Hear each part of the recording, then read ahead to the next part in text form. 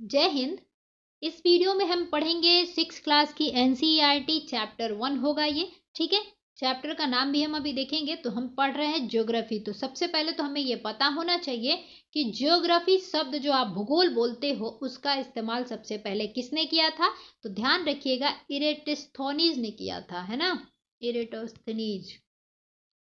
ध्यान रखिएगा, इन्होंने जो है सबसे पहले आपका ज्योग्राफी शब्द का यानी कि भूगोल शब्द का वर्ड जो है इस्तेमाल किया था। ठीक है, ध्यान रखना है आपको ये चीज, ये नाम आपको याद रखना है। अगला देखेंगे हम ये चीज कि भूगोल का जनक किसे कहा जाता है। तो भूगोल के जो जनक हैं वो कहे जाते हैं हिकेटियस। ठीक है, भूगोल के जनक किसे कहा जाता है, हिकेटियस को। ठीक है, ध्यान रखिएगा, ये सब जो है प्रश्न छोटे मोटे जो है बनते रहते हैं, तो इसलिए मैं पहले ज्योग्राफी पढ़ाना स्टार्ट कर रही हूँ। तो मैं बता दूं कि ज्योग्राफी के जो जनक हैं वो कौन है, हिकेटियस। अच्छा, इनकी एक बुक भी याद रखिएगा, हिकेटियस ने बुक लिखी थी जस प्रियोडिस, प्रियोडस, है ना, इनकी बुक की नाम है। ठीक है, ध्यान रखिएगा।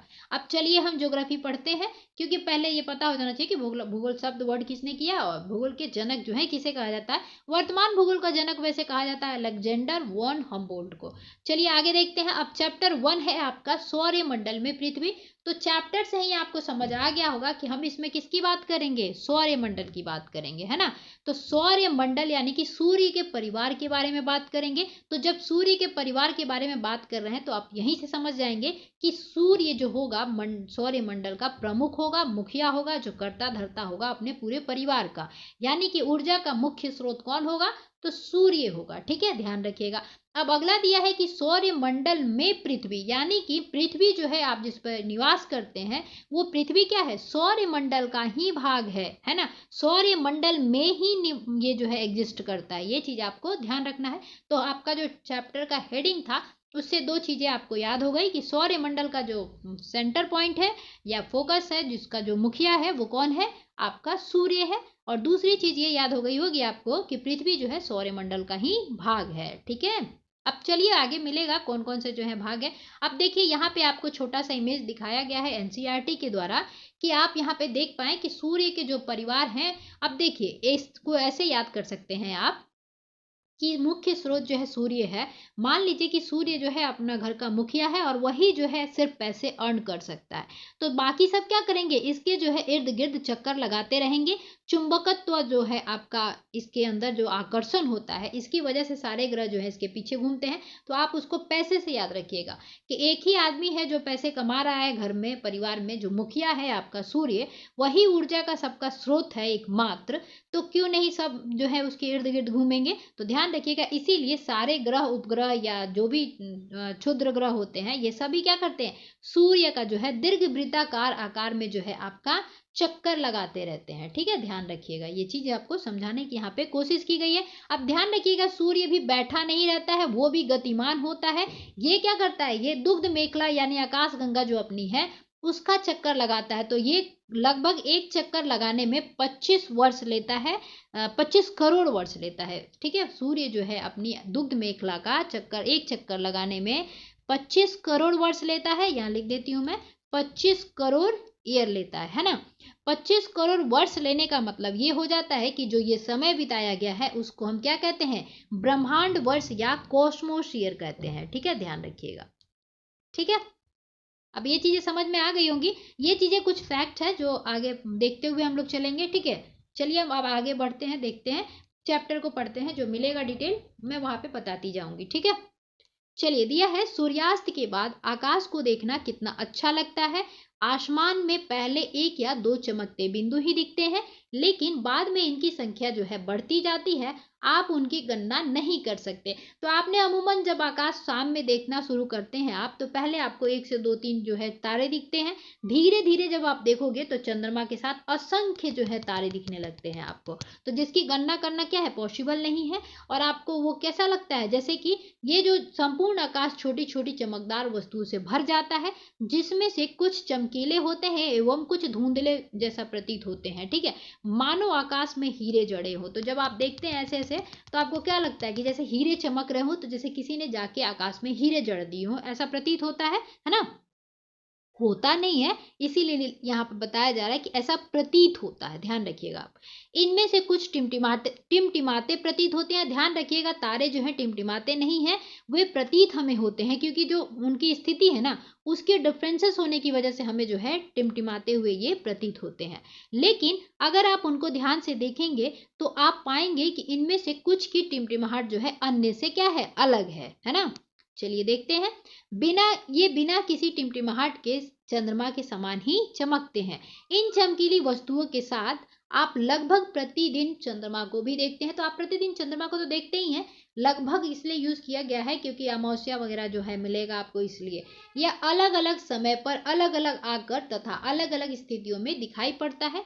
आप पूर्ण चंद्र को लगभग 1 महीने में एक बार देख सकते हैं। तो अब यहाँ पे थोड़ा सा आप लोग ध्यान रखिएगा कि पूर्ण चंद्र यानी कि गोल जो पूरा आपको चंद्रमा दिखते हैं ना, वो वाला लगभग आप 1 महीने में एक ही बार देख सकते हैं, ठीक है, ध्यान रखिएगा।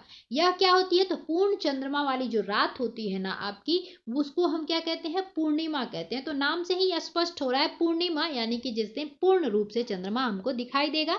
और ध्यान रखिएगा पूर्णिमा के को ही जो है आपको चंद्र ग्रहण भी देखने को मिलता है। और मतलब कभी भी जब चंद्र ग्रहण देखेंगे आप तो वो पूर्णिमा वाली ही रात होगी, और अमावस्या के समय आप सूर्य ग्रहण देखने को मिलता है, ठीक है। ये भी कभी कभी क्वेश्चन बन जाता है, इसलिए मैंने बता दिया यहाँ पे। चलिए आगे दिया है 15 दिन के बाद आप इसे नहीं देख सकते। यह नए चंद्रमा की रात्रि या अमावस्या होती है, ठीक है। जब आप 15 दिन के बाद नहीं देख सकते हैं तो यह रात क्या होती है, नए चंद्रमा की रात्रि होती है, या इसे अमावस्या के नाम से भी बुलाया जाता है, ठीक है। ऐसी रात में अगर आसमान जो है आपका साफ हो तो आप आसमान का अवलोकन जो है अच्छी तरह से कर सकते हैं। तो यह है ही कि साफ सफाई से आपको चांदनी वाली रात दिखेगी तो आप अच्छे से जो है आकाश को देख सकते हो। अवलोकन करने का मतलब ये है कि उसकी स्थिति, उसके बारे में जानकारी ले सकते हो, ठीक है। क्या आपको इस बात पर आश्चर्य नहीं होता कि हम दिन के समय चंद्रमा एवं इन सभी छोटी चमकीली वस्तुओं को क्यों नहीं देख पाते? ऐसा इसलिए होता है, अब यहाँ पे थोड़ा सा आपको ध्यान रखना है। वैसे तो आप लोग अमूमन जानते ही होंगे कि जब दिन हो जाता है तो घर में अगर अच्छी लाइट जो है सनलाइट आती है तो आपकी बल्ब की जो रोशनी है वो क्या हो जाती है, निग्लिजिबल टाइप सी हो जाती है। अब वही आप खिड़कियां वगैरह बंद कर दोगे तो वही बल्ब जो है आपको अच्छे से रोशनी देती हुई दिखती है, ठीक है। तो इसी से आप समझ सकते हो, क्योंकि सूर्य के अत्यधिक तेज प्रकाश के कारण रात के समय चमकने वाली वस्तुओं को हम दिन में नहीं देख पाते हैं। अब यहाँ पे आपको याद रखना है कि क्वेश्चन बन सकता है कि हम दिन जो रात में चमकने वाली वस्तुएं हैं हम उसे दिन में क्यों नहीं देख पाते। तो एक्चुअली क्या वो भी अभी भी एग्जिस्ट कर रही होती हैं। ऐसा नहीं है कि चंद्रमा आपका विलुप्त हो जाता है, नहीं, चंद्रमा वही रहता है, दिखता है, वो अभी भी आकाश में रहता है। लेकिन सूर्य की इतनी ना तेज प्रकाश है कि आपको वो निग्लिजिबल हो जाता है चंद्रमा, ठीक है। तो ध्यान रखिएगा कि जो आकाशीय पिंड है वो जो रातों में चमकती हैं वो हमें नहीं दिखती हैं। वो जो क्यों नहीं दिखती हैं, तो सूर्य के अत्यधिक तेज प्रकाश के कारण, ठीक है। अब आगे देखिए, सूर्य, चंद्रमा तथा वे सभी वस्तुएं जो रात के समय जो है ना आसमान में आपको चमकती हुई दिखती हैं उन्हें खगोलीय पिंड कहते हैं या आकाशीय पिंड कहते हैं, ठीक है। ध्यान रखिएगा। तो खगोलीय पिंड किसे कहेंगे, जो आकाश में दिखे खगोलीय पिंड कहा जाता है उसको, है ना। कुछ खगोलीय पिंड बड़े आकार वाले तथा गर्म होते हैं। ये गैसों से बने होते हैं। इनके पास अपनी ऊष्मा तथा प्रकाश होता है जिसे वे बहुत बड़ी मात्रा में उत्सर्जित करते हैं। इन खगोलीय पिंडों को जो है आप तारा कहते हैं। और यहीं से आपको एक चीज याद रखना है कि सूर्य भी क्या है, सूर्य भी एक तारा है। और सूर्य भी जो है गैसों से बना हुआ होगा, है ना। इससे आपको समझ आ गया होगा। और सूर्य की अपनी ऊष्मा एवं प्रकाश होती है, ये भी समझ में आ गया होगा। और कई बार क्वेश्चन बना है कि सूर्य एक क्या है, तो तारा है, ध्यान रखिएगा। अब यहाँ से एक चीज याद रखिएगा आप कि ये क्या है, आपकी गैसों से बने होते हैं। तो तारा पूछा जाए कैसे बने होते हैं, तो गैसों से बने होते हैं, ऐसा होगा, आपको ध्यान रखना है, ठीक है। अब आगे चलते हैं। इसीलिए तो कहा जाता है ना कि तारों जो है गैसों के फॉर्म से बने होते हैं, तो वो टूटेंगे कैसे। तो जो टूटता हुआ तारा, जो मध्य मंडल में उल्का पिंड वाला भाग, आप चीज जो क्रियाएं हैं, जो घटना है आप देखते हैं, वो चीजें जो है आपको प्रतीत होती है, आप उसको जो एस्ट्रॉयड होते हैं वो, ना कि कोई तारा होता है, ठीक है। चलिए आगे देखते हैं। आगे दिया है कि रात के समय चमकते हुए अनगिनत तारे यानी असंख्य तारे सूर्य के समान ही हैं, लेकिन हमसे बहुत अधिक दूर होने के कारण हम लोग उनकी ऊष्मा या प्रकाश को महसूस नहीं करते हैं तथा वे अत्यंत छोटे दिखाई पड़ते हैं। आपने अवश्य ध्यान दिया होगा कि कुछ दूरी से देखने पर सभी वस्तुएं छोटी दिखाई पड़ती हैं। अत्यधिक ऊंचाई पर रहा हवाई जहाज कितना छोटा दिखाई देता है। तो आप सभी जानते हैं कि ऊपर उड़ रहा होता है हवाई जहाज तो मात्र आपको छोटा सा दिखता है ना, और वही जब नीचे आता है तो कितना बड़ा सा दिखता है ना। चलिए आगे देखते हैं। रात्रि में आसमान की ओर देखते समय आप तारों के विभिन्न समूहों द्वारा बनाई गई विविध आकृतियों को जो है देख सकते हैं। ये क्या कहलाते हैं? नक्षत्र मंडल कहलाते हैं। तो आपसे क्वेश्चन पूछा जाए कि नक्षत्र मंडल से आप क्या समझते हैं, तो आपको ध्यान रखना है कि ये तारों के द्वारा एक अलग तरीके से जो है आकृति बनाएगा और ये तारों का समूह होगा। ठीक है, उसे हम नक्षत्र मंडल कहते हैं। अर्सा मेजर या बिग बियर जो है इसी प्रकार का एक नक्षत्र मंडल है, बहुत आसानी से पहचान में आने वाला नक्षत्र मंडल है। सप्त ऋषि सप्त सात ऋषि संत यानी कि सप्त ऋषि जो आपका नक्षत्र मंडल है वो 7 ऋषियों के नाम पे रखा गया है, जैसे मैजिनी वगैरह वगैरह हैं, 7 जो ऋषि हैं उनके नाम पे जो है आपका ये रखा गया है सप्त ऋषि नक्षत्र मंडल। तो सप्त ऋषि भी क्या है? नक्षत्र मंडल है, ध्यान रखिएगा। यह 7 तारों का समूह है जो कि नक्षत्र मंडल अर्सा मेजर का भाग है, यानी कि जो अर्सा मेजर नक्षत्र मंडल है उसी का भाग है सप्तऋषि। ठीक है, सप्तऋषि तारों के बारे में हम अभी देखेंगे, इमेज भी देखेंगे उसका, जो कि नक्षत्र मंडल अर्सा मेजर का भाग है। आप चित्र में देख सकते हैं, तो हम देखेंगे। आप अपने परिवार या पड़ोस में किसी बड़े व्यक्ति से कहिए कि वो आपको आसमान में और अधिक तारों, ग्रहों तथा नक्षत्र मंडलों को दिखाए। अब चलिए हम पहले इसको सप्तऋषि को देख लेते हैं। देखिए ये वाला जो आपको तारा दिखाई दे रहा है ना, ये वाला, ये जो है 1 2 3 4 5 6 7 है ना, ये है आपके सप्तऋषि। आप देखेंगे ये एक अलग सा शेप बना रहा है कि नहीं, अलग सा शेप धारण किए हुए, और ये क्या है? तारों का समूह है। तो ये भी नक्षत्र मंडल हुआ, और ये कौन से नक्षत्र मंडल का भाग है? तो अर्सा मेजर का भाग है। ठीक है, ध्यान रखिएगा, ये चीजें आपसे पूछा जा सकता है कि अर्सा मेजर का भाग है, ऑप्शन में हो सकता है सप्तऋषि। ठीक है, तो ये ध्यान रखिएगा। अब देखिए क्या होता है कि ये जो सप्तऋषि है ना, उसके 2 जो ये तारे हैं वो डायरेक्ट आप अगर काल्पनिक रेखा में इसको मिलाओगे तो ये ध्रुव तारा के पास जाएगा आपको। ठीक है, तो ये संकेतक तारे क्या है? ध्रुव तारा की तरफ जो है संकेत करते हैं। अब ध्रुव तारा को देखिए क्यों आपको इंडिकेट किया जा रहा है, क्योंकि प्राचीन काल में इसी से लोग जो है समय देखा करते थे, और ये ध्रुव तारा जो है ना हमेशा आपको जहां देखे हो ना आप उत्तर दिशा में, हमेशा वहीं पे दिखेगा। तो जो चीजें अस्थाई होती हैं उसी को जो है आपको इंडिकेटर बनाया जाता है। आप जैसे देखेंगे कोई भी एड्रेस देना होता है तो आप कब एड्रेस देते हो? यानी कि जो अस्थाई चीजें हैं, ऐसा नहीं है कि कोई बस जो चल रही हो आपके नजरों से आप उसको एड्रेस में दे दोगे, नहीं दोगे ना।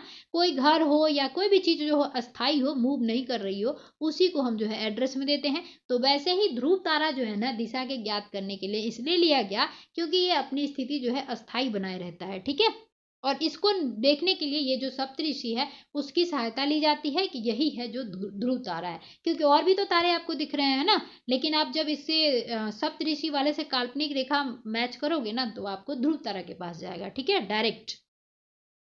और ये किस दिशा को जो है इंगित करता है? तो उत्तर दिशा को इंगित करता है। आप लोगों को ये भी याद रखना है। ठीक है, और आप लोगों को यहाँ से जब उत्तर दिशा आपने पहचान लिया तो आप सभी को पता है कि हम मैप में जब भी ड्रॉ करते हैं तो कैसे करते हैं? ये नॉर्थ हो गया, आपको ये साउथ हो गया, आपका ईस्ट हो गया, और ये वेस्ट हो गया, जिसके तहत आप चाहो तो सारी दिशा जो है आप ज्ञात कर सकते हो। जब आपने इस तारा को है जो ढूंढ लिया तो आप समझ जाओगे कि हम उत्तर दिशा की तरफ देख रहे हैं और ये उत्तर दिशा है ना।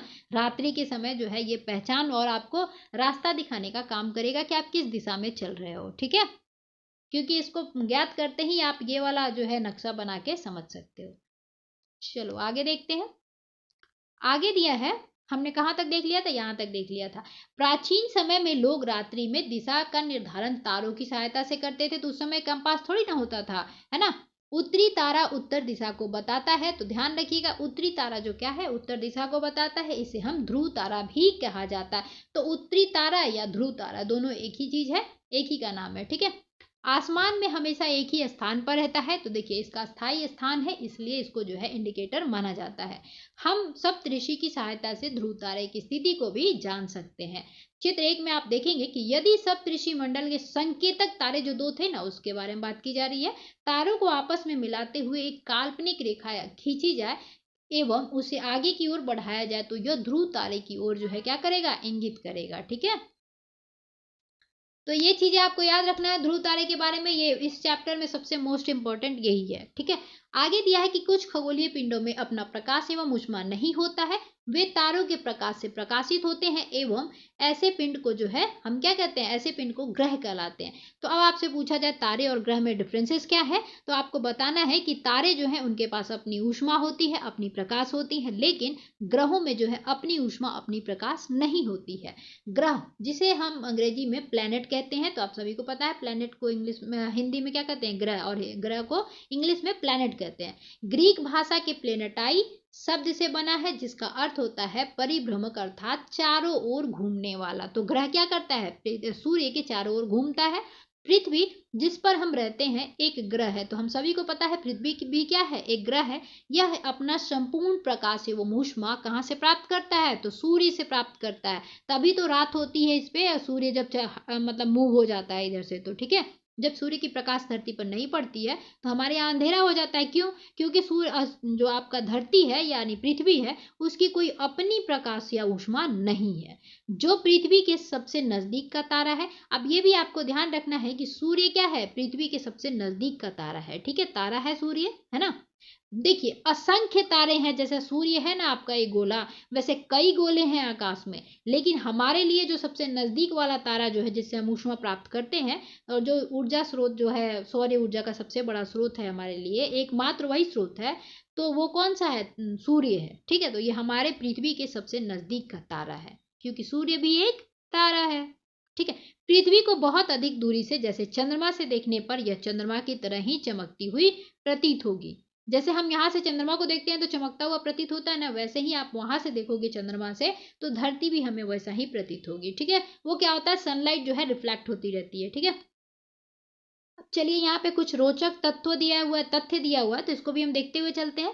जैसे कि दिया है बृहस्पति, शनि तथा यूरेनस के चारों ओर छल्ले हैं। ये छल्ले विभिन्न पदार्थों के असंख्य छोटे छोटे पिंडों से बनी पट्टियां हैं। पृथ्वी से इन छल्लों को जो है शक्तिशाली दूरबीन की सहायता से देखा जा सकता है, ठीक है। तो यहाँ पे अब ये इसमें यही एक इंपॉर्टेंट है कि बृहस्पति, शनि तथा यूरेनस के चारों ओर छल्ले हैं, ठीक है। देखिए जो इंपॉर्टेंट है मैं उसको हेडलाइन करते जाती हूँ, आप लोग याद रख मतलब कर लीजिएगा उसको, ठीक है। अब ये थोड़ा सा इमेज जो है टेढ़ा है, मैं इसको सीधा कर लेती हूँ, है ना।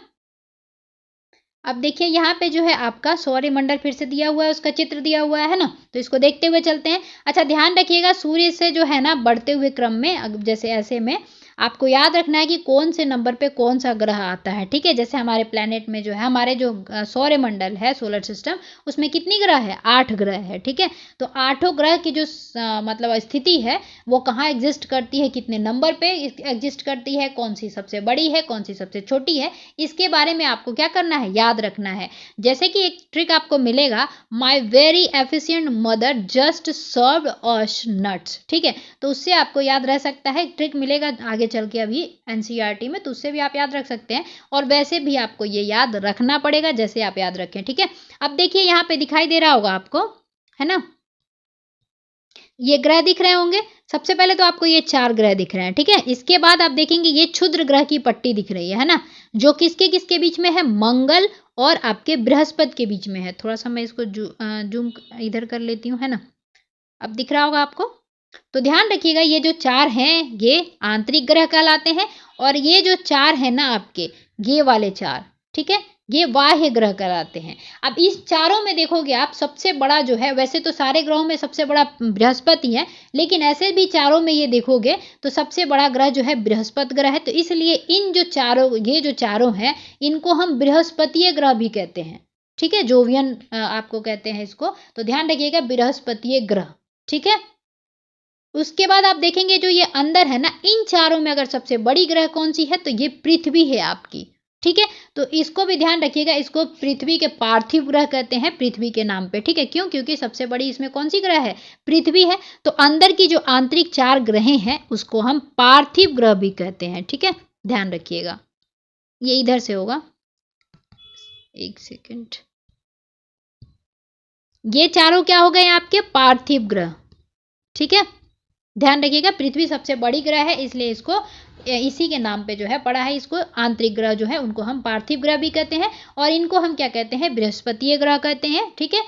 उसके बाद आप आगे देखेंगे कुछ चीजें और देखते हुए चलते हैं। आपको तो ये याद हो गया कि क्षुद्र ग्रह पट्टी जो है कहाँ देखने को मिलती है, तो ये आपको बृहस्पति और मंगल के बीच में मिलती है, ठीक है। ये देखिए इन दोनों के बीच में है ना। और सबसे बड़ी क्षुद्र ग्रह जो है, सबसे चमकीली कौन सी है, तो सेरेस है, ठीक है, ध्यान रखिएगा। पूछा जाए सबसे चमकीली और सबसे बड़ी जो है क्षुद्र ग्रह कौन सी है एस्ट्रॉयड, तो ये हो जाएगा आपको सेरस। उसके बाद आपको ये याद रखना है कि जो ये चारों आंतरिक ग्रह है ना, ये चारों आंतरिक ग्रह जो है आपकी चट्टानों से बनी हुई है। और यही जो ये चार ग्रह हैं, जो बृहस्पतिय ग्रह हैं, इन जो बाह्य ग्रह हैं, ये क्या है, गैसों से निर्मित होती हैं, ठीक है, गैसों से निर्मित होती है, ये आपको याद रखना है। और ये भी याद रखना है आपको कि सूर्य की सबसे नजदीक वाली ग्रह क्या है, तो बुध है। अच्छा, बुध जो है सबसे नजदीक ग्रह है, लेकिन सबसे ज्यादा गर्म ग्रह कौन सा है, तो शुक्र है, क्योंकि इसमें एटमॉस्फेयर पाया जाता है, ठीक है। और मंगल को ध्यान रखिएगा, कुछ कुछ फैक्ट बताती जा रही हूँ, याद रखिएगा। मंगल जो है जैसे पृथ्वी झुकी हुई है ना अपने अक्ष पे 23.5 डिग्री, है ना, 23.5 डिग्री अक्ष पे अपने झुकी हुई है पृथ्वी, वैसे ही आप देखेंगे मंगल ग्रह जो है ये 25 डिग्री अपने अक्ष पे झुका हुआ है, ठीक है। इसीलिए हम लोग जो है दिन और रात की जो आप सभी को पता है दैनिक स्थिति जो है पृथ्वी की झुकी होने की वजह से अपने अक्ष पे होता है। तो ये चीजें क्या होती हैं, एक ही कारण नहीं है, एक झुकी होनी भी कारण है और एक आपका अपने अक्ष पे चारों ओर घूमना, मतलब कि उसको क्या कहते हैं, परिभ्रमण, वो भी एक कारण है जो दैनिक गतियां होती हैं, ठीक है। तो वैसे ही मंगल भी पूछा जाए तो 25 डिग्री जो है आपका झुका हुआ है अपने अक्ष पर, ठीक है। अब चलिए और भी कुछ फैक्ट देखते जाते हैं। जैसे देखिए अब यहाँ पे सूर्य है, तो सबका करता धरता सूर्य है और शक्ति का स्रोत, ऊर्जा का स्रोत सबके लिए जो कौन सा है, एकमात्र आपका सूर्य है, क्योंकि बाकी जो है ग्रह हैं और ग्रह के पास अपनी ऊष्मा और प्रकाश नहीं होती है। तो सूर्य कहाँ से ऊर्जा प्राप्त करता है, तो ध्यान रखिएगा, सूर्य जो है नाभिकीय संलयन के तहत जो है आपका क्या करता है, ऊर्जा जो है ग्रहित करता है, मतलब प्राप्त करता है। अब नाभिकीय संलयन वर्ड आपको याद रखना है, क्योंकि विखंडन भी होता है और संलयन भी होता है। तो विखंडन में क्या होता है, दो चीजें जो है टूटती हैं, लेकिन संलयन में क्या होती है, जुड़ती हैं। तो अब देखिए सूर्य जो है इसमें सबसे ज्यादा गैस कौन सी पाई जाती है, तो हाइड्रोजन पाई जाती है 71%। वहीं पे आप देखेंगे हीलियम पाई जाती है आपकी 26.5%, है ना।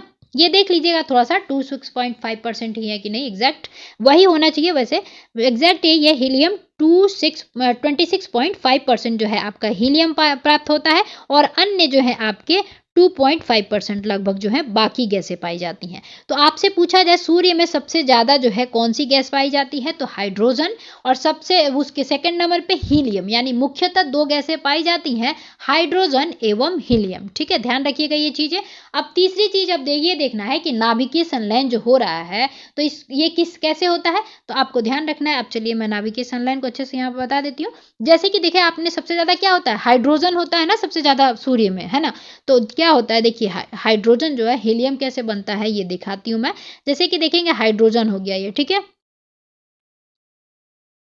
एक सेकेंड, ये हो गया आपका हाइड्रोजन, प्लस फिर हाइड्रोजन मिलेगा यहाँ पे, ये क्या बनाएगा आपको, ये बनाएगा हीलियम। अब जब आपने सुना होगा कि सूर्य की जो उम्र है 5 बिलियन वर्ष है, वैज्ञानिकों ने क्या इंडिकेट किया है कि आपके सूर्य की जो ये मतलब उम्र है वो कितनी है, तो 5 बिलियन वर्ष है ना, 5 बिलियन वर्ष कहा गया है।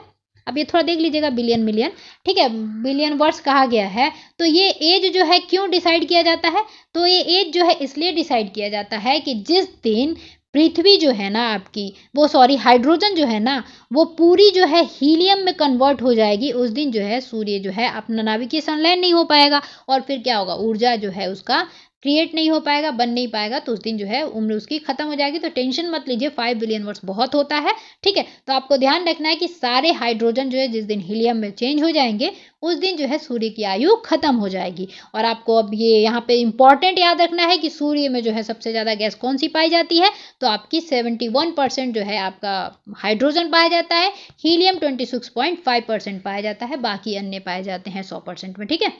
तो ये चीज़ें आपको याद रखनी है। अब और इसमें क्या बताया जा सकता है, जैसे कि ग्रहों का है तो आपने देख ही लिया। चलिए अब ग्रह का ये देखते हैं कि सबसे बड़ी ग्रह कौन सी है, तो सबसे बड़ी ग्रह है आपकी इन सभी ग्रहों में, 8 ग्रहों में सबसे बड़ी ग्रह जो है आपकी बृहस्पति है, और सबसे छोटी ग्रह जो है बुध है। और ध्यान रखिएगा सबसे तापांतर ज्यादा, यानी कि तापों में अंतर, यानी दिन में कुछ ताप और रात में कुछ ताप, उनको घटाया जाए तो सबसे ज्यादा ताप का अंतर किस में आएगा, तो बुध में आएगा। ठीक है, ध्यान रखिएगा बुध में सबसे ज्यादा तापांतर पाया जाता है। वहीं जो है शुक्र जो है आपका सबसे गर्म ग्रह एवं सबसे चमकीला ग्रह होता है। ठीक है, ध्यान रखिएगा। उसके बाद पृथ्वी की जुड़वा किसे कहा जाता है, तो शुक्र को ही कहा जाता है। आगे वैसे मिलेगा कहीं। ठीक है, उसके बाद आपको याद रखना है कि सबसे नजदीक का ग्रह कौन सा है, तो बुध है। सबसे दूर का ग्रह कौन सा है, तो नेपच्यून है। ठीक है, अब सबसे गर्म ग्रह तो हो गया आपका शुक्र, लेकिन सबसे ठंड ग्रह कौन सा होगा, तो नेपच्यून होगा, आपको याद रखना है। ठीक है, अब इसके घूमने के दिन है जो कम से कम बुध का और नेपच्यून का जो है आपको याद रखना है। तो चलिए आगे डिटेल में मिलता है, हम उसको देखते हुए चलते हैं। बाकी और चीजें जो मिलेंगी तो हम आगे देखते चलेंगे। अब चलिए यहाँ पे हम देखते हैं आंतरिक ग्रह, सूर्य के बहुत नजदीक है, ये चट्टानों से बने हैं। तो ये तो मैंने बता ही दिया आपको कि ये चट्टानों से बने हैं, और बाकी जो बाहरी गैस हैं वो गैसों से बने हैं। ठीक है, अब देखिए बुध के बारे में बताया जा रहा है। तो बुध जो है सूर्य के चारों ओर एक परिक्रमण 88 दिन में लगाता है। ठीक है, 88 डेज होता है, यानी कि 88 दिन में जो है बुध जो है परिक्रमण, अच्छा परिक्रमण और परिभ्रमण में कंफ्यूज नहीं होना है। ठीक है, अब इसको कैसे याद रखना है आपको मैं बताती हूँ। देखिए एक तो हो गया परिक्रमा, एक हो गया परिभ्रमण। तो परिक्रमा आप जानते हैं, जब मंदिर में जाते हैं आप तो परिक्रमा करते हैं, है ना। परिक्रमा परिक्रमा जब आप करते हैं तो कैसे करते हैं, मंदिर जो होता है उसके इर्द गिर्द करते हैं, है ना। तो ये परिक्रमा हो गया, यानी कि सूर्य के जो है चारों तरफ जो है अगर जो ग्रह जो है घूर्णन करेंगे तो उसको हम क्या कहेंगे, घूमेंगे, मतलब उसको चक्कर लगाएंगे तो उसको हम क्या कहेंगे, परिक्रमण। ठीक है, और वहीं पे अपने ही अक्ष पे, अपने ही पॉइंटेड पे वो क्या करेंगे, घूम जाएंगे, यानी कि आप गोल घूम जाइए अपने ही पैरों पे एक ही जगह, तो उसको हम क्या कहेंगे, इसको कहेंगे हम परिभ्रमण। यानी पृथ्वी भी क्या करती है, परिभ्रमण और परिक्रमण दोनों करती है, क्योंकि वो अपने अक्ष पे भी घूमती है और सूर्य के चारों ओर चक्कर लगाती है, जिसे हम परिक्रमा कहते हैं। ठीक है, परिक्रमण। ओके, तो ये ध्यान रखिएगा। अब आगे देखिए दिया है शुक्र। तो शुक्र क्या है, सूर्य के चारों ओर एक परिक्रमा लगाने में 255 दिन लेता है। अपने अक्ष पे कितने दिन में घूर्णन करता है, तो इसको 243 दिन में करता है। तो यहाँ पे आप लोगों को ध्यान रखना है रोटेशन और रिवॉल्यूशन क्या है। ठीक है, अब ये शुक्र का जो है आपका वीनस का रिवॉल्यूशन कितना हो गया, तो 255 डेज हो गया, और वहीं पे रोटेशन कितना हो गया, तो 243 डेज हो गया। ठीक है, अब वहीं पे देखिए पृथ्वी का यहाँ पे आपको याद रखना है, ये इंपॉर्टेंट है, बुध के बाद पृथ्वी का याद रखना है आपको, कि सूर्य के चारों ओर परिक्रमा करेगा, यानी रिवॉल्यूशन पूरा करेगा 365 डेज में लगभग है। ठीक है, उसके बाद देखेंगे अपने अक्ष पर घूर्णन ये लगभग 24 आवर्स में, यानी कि एक दिन में करता है। वैसे ये 23 आवर्स और 56 मिनट और 4 सेकेंड कुछ ऐसा होता है। ठीक है, तो ये देख लीजिएगा, लेकिन अप्रोक्स जो है आपका इसका परिक्रमण या रोटेशन क्या है, अपने अक्ष पर एक दिन होता है पृथ्वी का। अब पृथ्वी की एक उपग्रह भी है, आप सभी को पता है, सैटेलाइट जो है चंद्रमा एक है। ठीक है, तो पृथ्वी की सैटेलाइट का नंबर कितना है, तो एक है। ठीक है, आगे दिया है मंगल ग्रह। तो मंगल भी अपने अक्ष पे जो है 25 डिग्री से झुका हुआ है।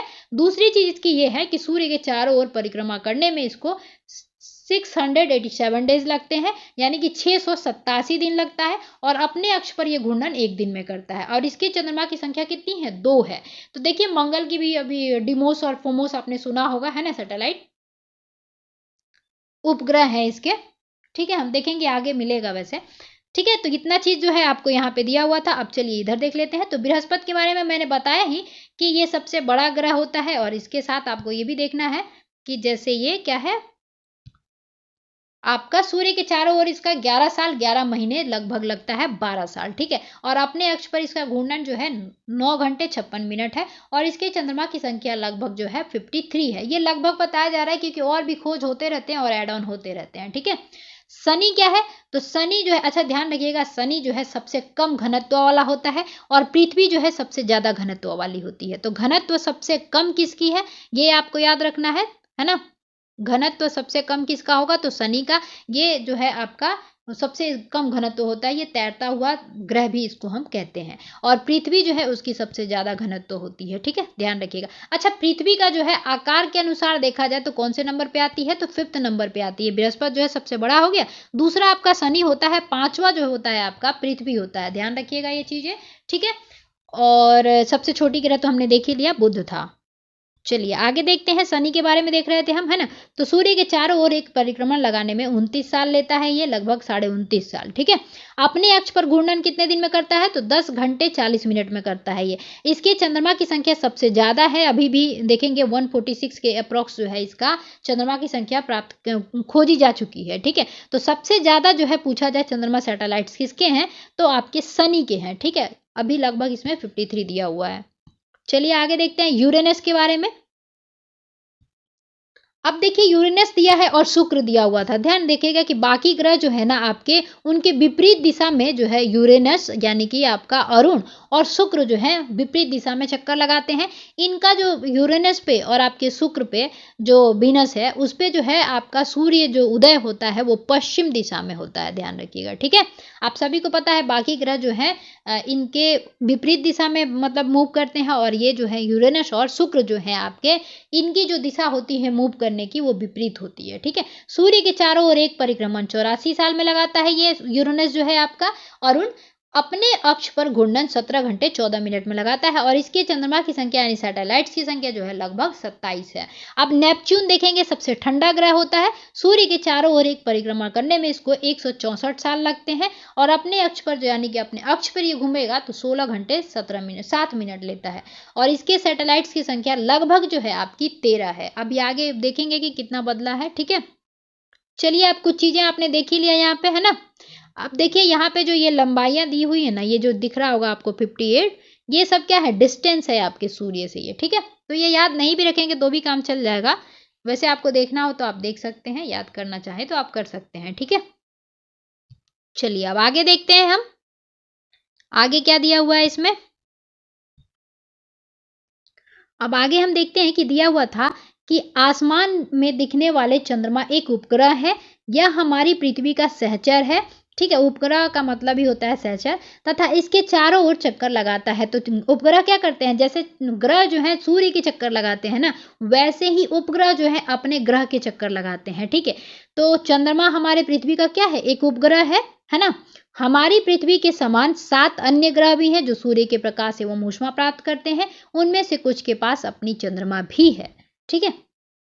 चलिए आगे देखते हैं, ये बाद में देख लेंगे हम डिटेल जो दिया हुआ है। अब देखते हैं सौरमंडल। तो सौरमंडल किसे कहते हैं हमने तो वैसे देख ही लिया है। सूर्य के 8 ग्रह, उपग्रह तथा कुछ अन्य खगोलीय पिंड जैसे क्षुद्र ग्रह एवं उल्का पिंड, धूमकेतु सौरमंडल का निर्माण करते हैं, ठीक है। उसे हम सौर परिवार का नाम देते हैं, जिसका मुखिया कौन होगा, सूर्य होगा। यानी ऊर्जा का स्रोत जो मुख्य स्रोत है एकमात्र, वो कौन है, सूर्य है, ठीक है, ध्यान रखिएगा।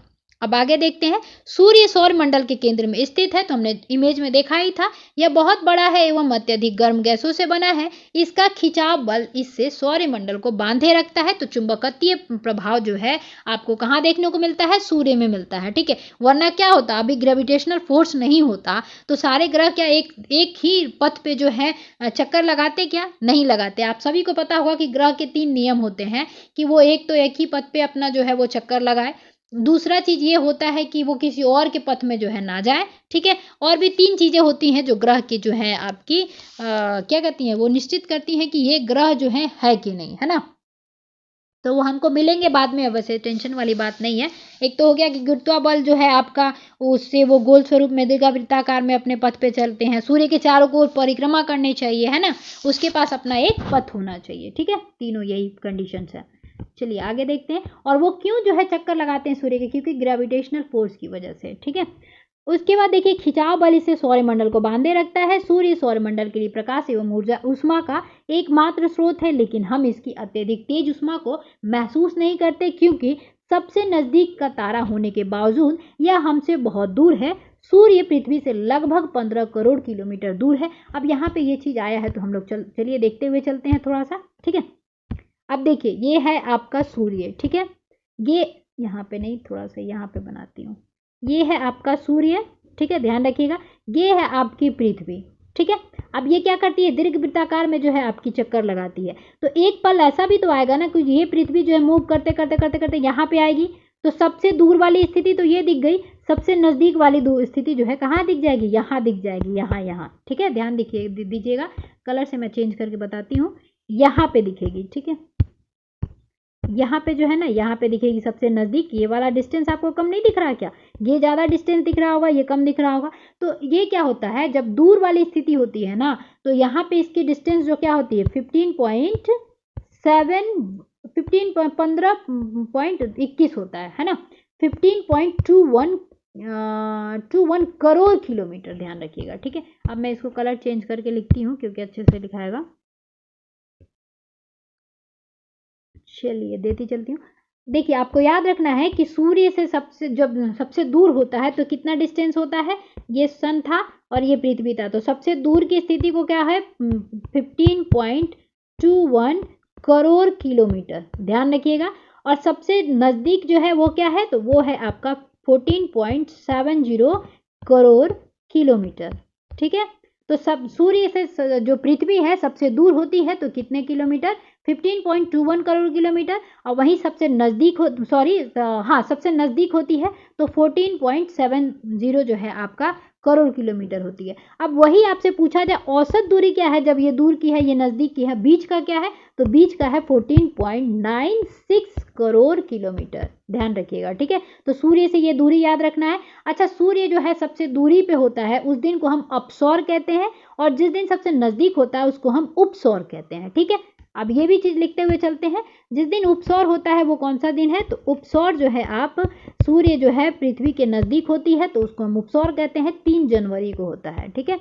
और वहीं पे 4 जुलाई जो है आपका, उस दिन क्या होता है, तो अपसौर होता है, जब सूर्य जो है पृथ्वी से सबसे दूर होती है 15.21 करोड़ किलोमीटर होती है, तब अपसौर होता है, ध्यान रखिएगा। इसको एपीहीलियन कहते हैं और इसको पेरीहीलियन कहते हैं उपसौर को, ठीक है, ध्यान रखिएगा। 3 जनवरी और 4 जुलाई आपको याद रखना है, और डिस्टेंस भी आपको याद रखना है। देखिए एग्जैक्ट जो पृथ्वी और सूर्य के बीच की जो डिस्टेंस है ना वो ये है 14,97,95,900। मैंने ऐसे ही याद रखा है, आपकी मर्जी आप कैसे याद रखते हैं, ठीक है। तो ये डेटा जो है याद रखिएगा 14,97,95,900। अगर इसको आप बोलना चाहें तो 14,97,95,900 किलोमीटर जो है पृथ्वी और सूर्य के बीच की जो है डिस्टेंस है, सूर्य और पृथ्वी के बीच की डिस्टेंस, ठीक है। जैसे हमको आगे भी मिलेगा चंद्रमा और पृथ्वी का डिस्टेंस, ठीक है, तो वैसे ही आपको यहाँ पे अभी याद रखना है कि सूर्य और पृथ्वी की डिस्टेंस क्या है। तो लगभग यहाँ पे देखिए दे दिया हुआ है 15 करोड़ किलोमीटर, तो आप लोग भी इस बुक के अनुसार याद रखिएगा, ठीक है। उपसौर अपसौर भी याद रखिएगा। अब चलिए ग्रहों के बारे में दिया जा रहा है। तो ग्रह हमारे सौरमंडल में 8 ग्रह है, सूर्य से 8 ग्रह है, ये ध्यान रखिएगा। पहले 9 ग्रह हुआ करता था, बाद में जो है आपका प्लूटो जो है उसने ग्रह की जो डेफिनेशन है उसको फुलफिल नहीं किया, वो दूसरे के ग्रह के पाथ में आ जाता था, इसलिए उसको हटा दिया गया 2006 में। और जो है आपका अब हमारा ग्रह कितना है सौरमंडल में, 8 ग्रह है। सूर्य से दूरी के अनुसार वे कौन कौन से हैं, तो पहले बुध आता है, शुक्र आता है, फिर पृथ्वी आता है 3rd नंबर पे, ध्यान रखिएगा। आकार में 5 नंबर पे आता है मंगल, बृहस्पति, शनि, यूरेनस तथा नेपच्यून। अब आपको यहाँ पे याद रखना है my very efficient mother just served us nuts, इससे आप याद रख सकते हैं मरकरी। आपका इससे याद रखने के लिए मतलब थोड़ा सा उसने दिया है कि आप कैसे मरकरी, वीनस, अर्थ, ये जो है आपको इससे याद करने की, चाहे इंग्लिश में भी तो आप याद कर सकते हैं, ठीक है। और यहाँ से आपको डिवाइड कर देना है, ये आपके हो गए क्या आपके आंतरिक ग्रह, और ये हो गए आपके बाहरी ग्रह, और इसको जोवियन ग्रह प्लैनेट भी कहते हैं क्योंकि यहाँ से स्टार्ट होता है बृहस्पति, और सबसे बड़ा ग्रह भी है ये। और इन तीनों में जो है, चारों में जो है आपका अर्थ जो है सबसे बड़ा ग्रह है, उसको हम पार्थिव ग्रह कहते हैं, ठीक है। चलिए आगे दिया है सौरमंडल के सभी 8 ग्रह एक निश्चित पथ पर सूर्य का चक्कर लगाते हैं, ये रास्ते दीर्घवृत्ताकार में फैले हुए हैं, ये कक्षा कहलाते हैं। तो जिस पाथ पे जो है ना वो चक्कर लगाते हैं ग्रह, उनको हम क्या कहते हैं, कक्षा कहते हैं, ठीक है। बुध सूर्य के सबसे नजदीक है, अपनी कक्षा में सूर्य के चारों ओर एक चक्कर लगाने में इसे केवल 88 दिन लगता है, ठीक है। शुक्र को पृथ्वी का जुड़वा ग्रह माना जाता है, तो अब यहाँ से आपको ये वाला लाइन कि 88 डेज लगता है बुध को, और शुक्र को जो है पृथ्वी का जुड़वा ग्रह माना जाता है, ये भी आपको याद रखना है दोनों लाइन, ठीक है।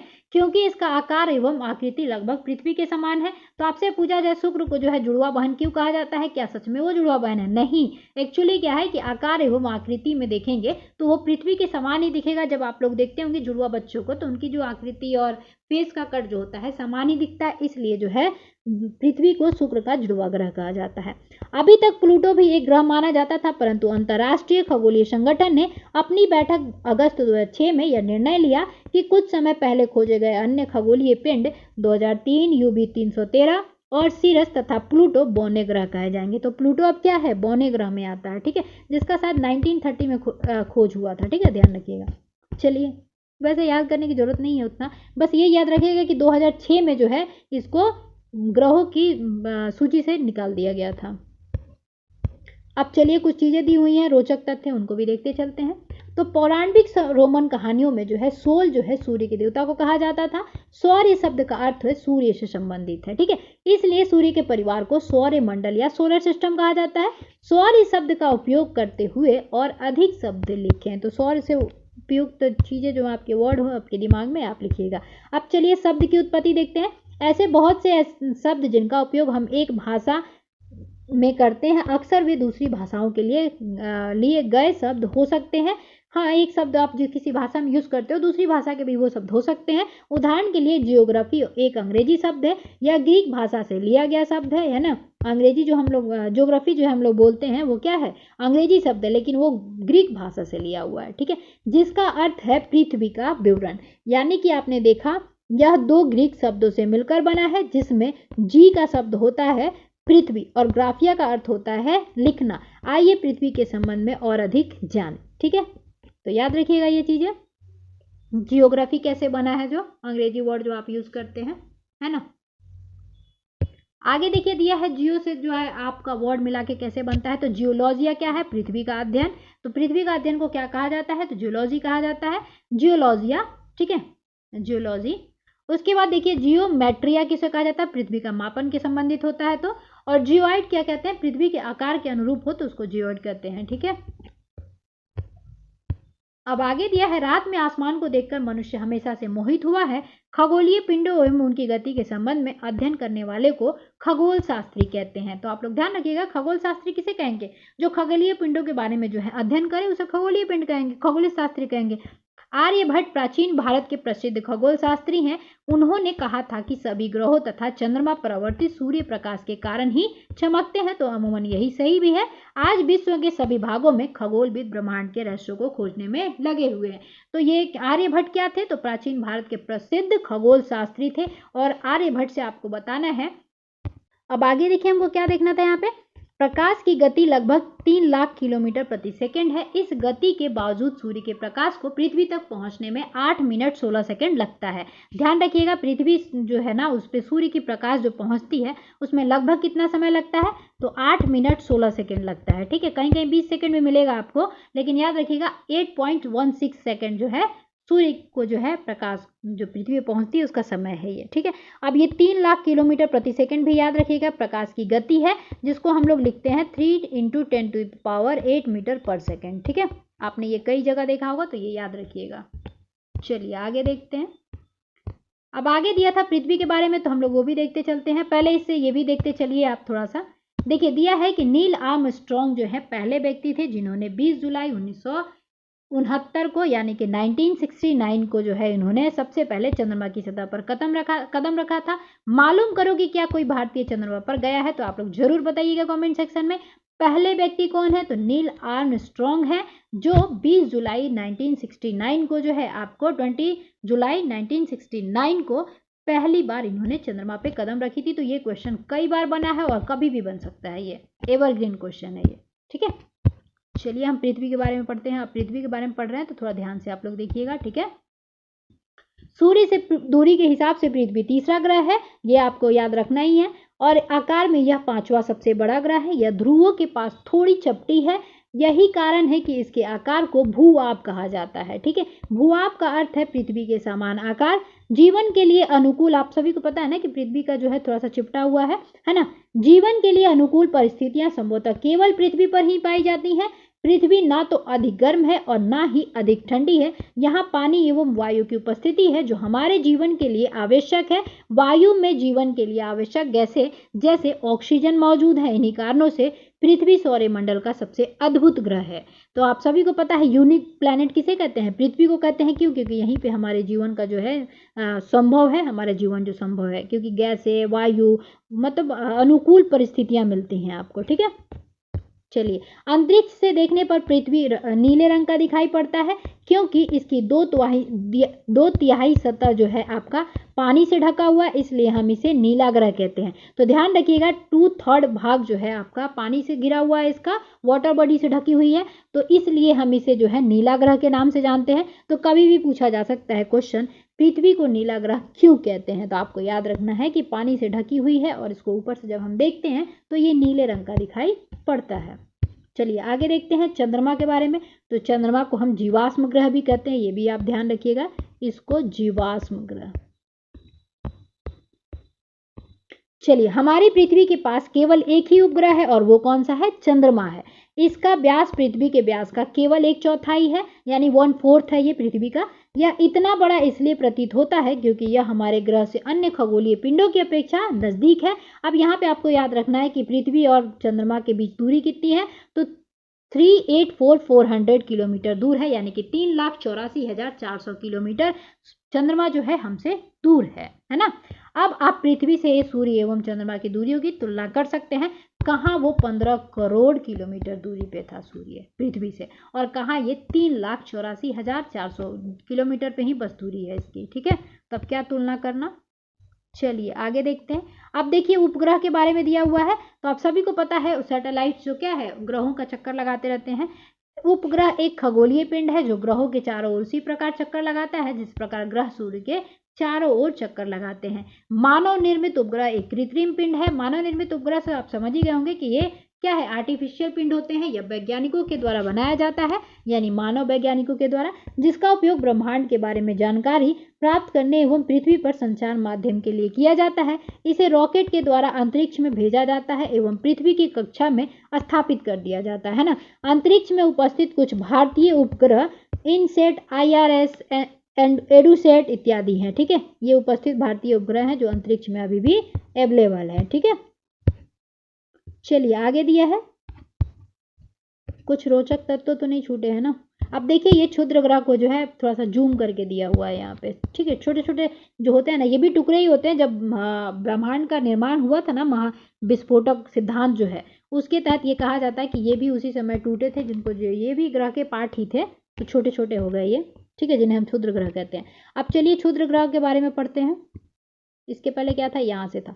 चंद्रमा पृथ्वी का एक चक्कर लगाने में लगभग 27 दिन जो है पूरा करता है। मतलब 27 दिन में जो है चंद्रमा पृथ्वी का एक चक्कर लगाता है। अच्छा ध्यान रखिएगा, आगे मिला ही है, लगभग इतने ही समय में यह अक्ष पर अपने एक चक्कर भी पूरा करता है। इसके परिणाम स्वरूप पृथ्वी से हमें चंद्रमा का केवल एक ही भाग दिखाई पड़ता है। अब मैं यही बताना चाह रही थी कि चंद्रमा का जो है केवल एक ही भाग हमें दिखाई पड़ता है, पीछे का भाग हमें अभी तक नहीं देखे हैं। इसीलिए आप देखे ही होंगे कई मिशन जो है भेजे जाते हैं कि उसके पीछे का भाग जो है उसको हम बारे में जानकारी प्राप्त कर सके। तो ये क्यों होता है? तो इसलिए क्योंकि अपने अक्ष पर एक चक्कर भी पूरा कर लेता है उतने ही समय में जितने समय में ये पृथ्वी का जो है चक्कर लगाता है। ठीक है, 27 दिन लगभग जो है। ठीक है, अब जैसे इसमें दो दोस्तों को आपने देखा होगा, वो खेलती रहती है ना, ऐसा करके हाथ दो जुड़ा के ऐसे नहीं खेलती हैं गेम, ये बचपन में सबने खेला होगा, है ना। ऐसे गोल गोल घूमते हैं।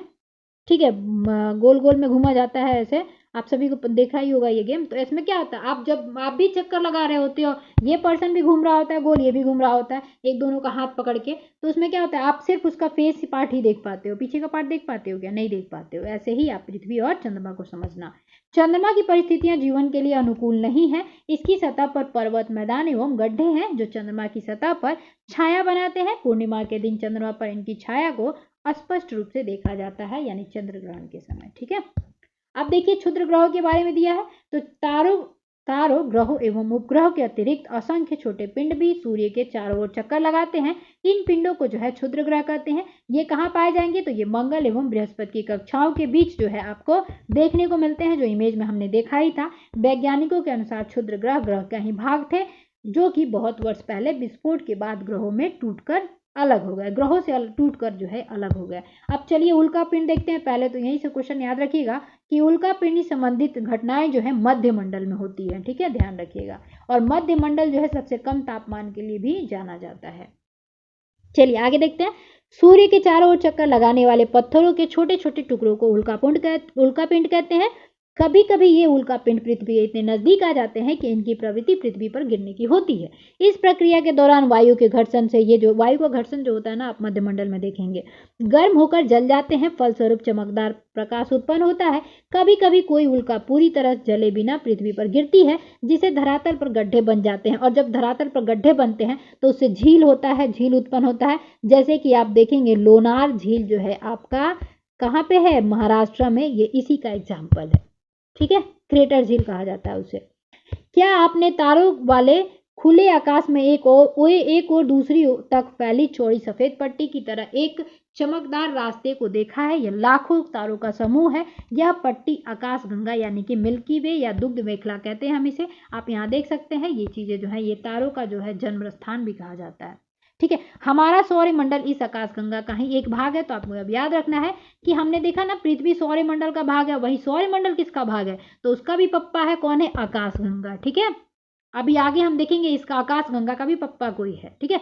प्राचीन भारत में इसकी कल्पना आकाश में प्रकाश की एक बहती नदी से की गई है। तो पूछा जाए आकाश में एक बहती नदी से किसकी जो है कल्पना की जाती है, तो आकाशगंगा की जाती है, ठीक है। इस प्रकार इसका नाम आकाशगंगा पड़ा। आकाशगंगा करोड़ों तारों, बादलों तथा गैसों की एक प्रणाली है। तो आकाशगंगा क्या है, करोड़ों तारों हैं, इसमें बादल है, गैसों की एक प्रणाली है। इस प्रकार की लाखों आकाशगंगाएं मिलकर ब्रह्मांड का निर्माण करती हैं, ठीक है। अब याद रखिएगा, अब आकाशगंगा का बप्पा कौन मिला, यानी ब्रह्मांड मिला, ठीक है। अभी ये चित्र जो है दिया हुआ है, इसको देखेंगे हम। पहले इसके हम लोग ये जान लेते हैं कि एक प्रश्न पूछा जाता है कि बिग बैंग थ्योरी या महाविस्फोटक थ्योरी आपने सुना होगा। महाविस्फोटक थ्योरी जॉर्ज लेमेंटियर ने दिया था। ये किससे संबंधित है, तो ये ब्रह्मांड की उत्पत्ति से संबंधित है। पहले क्या ना, वैज्ञानिकों का कहना है कि पहले जैसे पृथ्वी जो है ना पैंजिया होती थी, तो अंगारा, लॉरेंसिया या गोंडवाना लैंड में बट गया, वैसे ही ब्रह्मांड जो है पहले एक सिंगुलरिटी नाम दिया गया है उसका, सिंगुलैरिटी नाम से उसको बुलाया जाता था। वो हुआ करता था एक बिंदु के तरह से, ठीक है। अब उसमें इतना ना सघन और उच्च ताप हुआ कि उच्च ताप से उसमें क्या हुआ, एक दिन महाविस्फोट हुआ जो अभी अनवरत जारी है, ठीक है। उसी के तहत जो है ब्रह्मांड का निर्माण हुआ था। तो ध्यान रखिएगा, इसे हम महाविस्फोटक या बिग बैंग थ्योरी के नाम से जानते हैं। और बिग बैंग थ्योरी किसने दिया था, तो लेमेंटियर ने दिया था। बाद में उसको वैगनर ने सजाया था, व्यवस्थित किया था, ठीक है। चलिए आगे क्वेश्चन में मिलेगा तो देखते चलेंगे। ब्रह्मांड का निर्माण करती है। ब्रह्मांड की विशालता की कल्पना करना अत्यधिक कठिन है। वैज्ञानिक अभी इसके बारे में अधिक से अधिक जानकारी एकत्र करने में जुटे हैं। इसके आकार के संबंध में हमें कोई जानकारी नहीं है, लेकिन फिर भी हम जानते हैं कि हम सभी इसी ब्रह्मांड का हिस्सा है। तो ब्रह्मांड इसका मतलब जो आपकी आंखों के सामने दिख रहा है वो सभी चीजें ब्रह्मांड में आती हैं, ठीक है। नीचे ऊपर जो भी आपको दिख रहा है, धरती, आकाश, गंगा, ये सभी चीजें क्या है, ब्रह्मांड है, यूनिवर्स है। तो सबसे बड़ी इकाई आपकी क्या हो गई, ब्रह्मांड हो गई। अब यहाँ पे देखिए ये दिया हुआ है, तो इसको हम चित्र को समझते हैं। देखिए पृथ्वी क्या है, सौरमंडल का भाग है, यानी कि पृथ्वी का पप्पा कौन है, सौरमंडल। सौर्य का भी पप्पा कौन है, आकाशगंगा। आकाश का भी बप्पा कौन है, ब्रह्मांड। तो बप्पा से याद रखिएगा सबसे बड़ा बप्पा कौन हो जाएगा, तो ब से बप्पा और ब से ब्रह्मांड, ठीक है। इसके बाद आ जाएगा आकाशगंगा, आकाशगंगा के बाद सौरमंडल, सौरमंडल के बाद पृथ्वी। हमारी आकाशगंगा कौन है, तो मिल्की वे है। और आकाशगंगा के सबसे नजदीक की दूसरी जो है कौन है, तो देवयानी है, ठीक है। ये मैंने बता ही दिया था आपको। चलिए आगे देखते हैं। अब यहाँ पे यही चीजें दिया हुआ है कि क्या आप ब्रह्मांड के साथ अपना संबंध बता सकते हैं। आप पृथ्वी पर हैं तथा पृथ्वी सौरमंडल का एक भाग है। हमारा सौरमंडल आकाशगंगा यानी मिल्की वे का भाग है, जो ब्रह्मांड का हिस्सा है। ब्रह्मांड से जुड़े इस तथ्य पर विचार कीजिए, इसमें लाखों आकाशगंगाएं मौजूद हैं, आपका स्थान कहाँ आता है, ठीक है। अब देखिए चैप्टर तो यहीं पे खत्म हो जाता है, पर कुछ चीजें जो है आपको जाननी चाहिए। तो हम लोग चलिए देखते हुए चलते हैं। आगे मिला तो ठीक है, नहीं मिला तो भी ठीक है। जैसे ये देखेंगे, यहाँ पूछा जाए कभी भी प्रश्न कि सूर्य की सतह पर जो है टेम्परेचर कितना होता है, तो याद रखना है 6000 डिग्री सेल्सियस होता है। वहीं आपसे पूछा जाए कि सूर्य का तापमान कितना होता है, तो लगभग 15, आप कहा 15 ही है, लगभग 15 मिलियन डिग्री सेल्सियस है, ठीक है, मिलियन। 15 मिलियन डिग्री सेल्सियस हो जाएगा। ठीक है, उसके बाद आपसे पूछा जाए कि जो उसके सौर कलंक होते हैं ना, उनकी क्या है तापमान, तो ये लगभग 1500 सेंटीग्रेड है। मेन आपको याद रखना है कि सूर्य की सतह पर जो है 6000 डिग्री सेल्सियस तापमान पाया जाता है। ठीक है, ये आपको याद रखना है। और सबसे ज़्यादा गैस कौन सी पाई जाती है सूर्य में, तो हाइड्रोजन, और उसके बाद हीलियम, उसके बाद आपको अन्य गैसें पाई जाती हैं। हाइड्रोजन कितनी, तो 71%। ठीक है, चलिए आगे चीज़ें जो है चैप्टर में मिलती जाएंगी, तो हम उसमें भी देखते जाएंगे। तब तक के लिए जय हिंद। अगर वीडियो पसंद आया हो, आप लोगों का लाइक और व्यू बढ़ेगा तभी मैं इसको कंटिन्यू करूंगी, अन्यथा जो है हम देखेंगे क्वेश्चन आंसर पे। ठीक है, तो चलिए मिलते हैं अगले वीडियो में, तब तक के लिए जय हिंद।